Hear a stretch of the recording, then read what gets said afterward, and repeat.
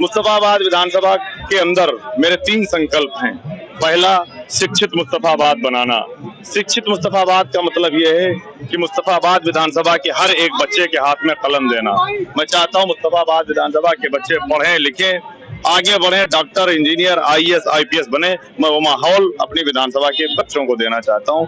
दूसरा, मुस्तफाबाद विधानसभा के अंदर तो एक स्कूल बन रहा है, शानदार सरकारी स्कूल बन रहा है। अगले सेशन में अपनी विधानसभा के बच्चों को स्कूल समर्पित करना। तीसरा, मुस्तफाबाद के अंदर एक लड़कियों के लिए शानदार स्कूल बनाना।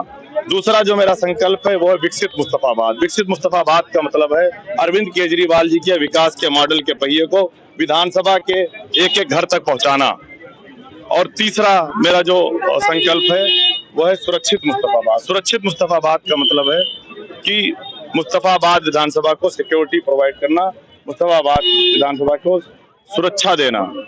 आज पूरे दिल्ली के अंदर भारतीय जनता पार्टी के इशारे पर भारतीय जनता पार्टी के संरक्षण में नशे का कारोबार धीरे धीरे बढ़ता जा रहा है। मुस्तफाबाद विधानसभा के अंदर भी धीरे धीरे नशे का कारोबार बढ़ा है। उसको रोकना, अपने नौजवानों को बचाना मेरे 3 संकल्प हैं। और मेरा कोई चुनावी वादा नहीं है, ये मेरी जिद है और मैं अपनी जिद पूरा करूंगा। क्या सर बात करें, कुछ लोग मानना है कि जो आदिल अहमद जी वो बाहर कैंडिडेट है। यहाँ कौन बाहर का नहीं है? कौन बाहर का नहीं है मुस्तफाबाद विधानसभा के अंदर? कौन बाहर का नहीं है? मैं तो पूछ रहा हूँ आपसे सवाल। मोहन सिंह बिष्ट बाहर के हैं, अली मेहंदी बाहर के हैं, कौन बाहर का नहीं है? कैसे मुकाबले देखते हैं? एक तरफा चुनाव है आम आदमी पार्टी का, कोई नहीं टक्कर में। एक तरफ मुस्तफाबाद विधानसभा की जनता खड़ी है आम आदमी पार्टी के साथ, दूसरी तरफ भारतीय जनता पार्टी और तमाम पार्टियां मिलकर चुनाव लड़ रही हैं।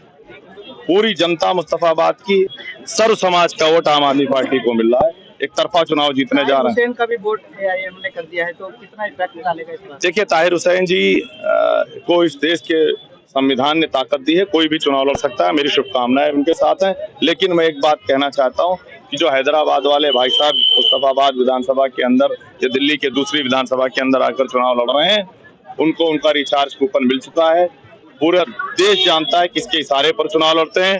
जहां जहां चुनाव लड़ने जाते हैं वहां वहां सीधे तौर पर भारतीय जनता पार्टी को फायदा पहुंचाते हैं। मुस्तफाबाद के लोग जानते हैं कि वो हैदराबाद वाले भाई साहब किसके इशारे पर चुनाव लड़ रहे हैं। और मैं आप सबको एक चैलेंज दे रहा हूं आपके चैनल पर कि जितना वो भाई साहब मंच पर खड़े होकर इस देश के प्रधानमंत्री और गृह मंत्री के बारे में बोलते हैं, अमित शाह और मोदी जी के बारे में बोलते हैं, उसका 1% आप लोग अपने चैनल पर अभी बोल के दिखाइए। कल दोपहर तक आप तिहाड़ के अंदर होंगे। एक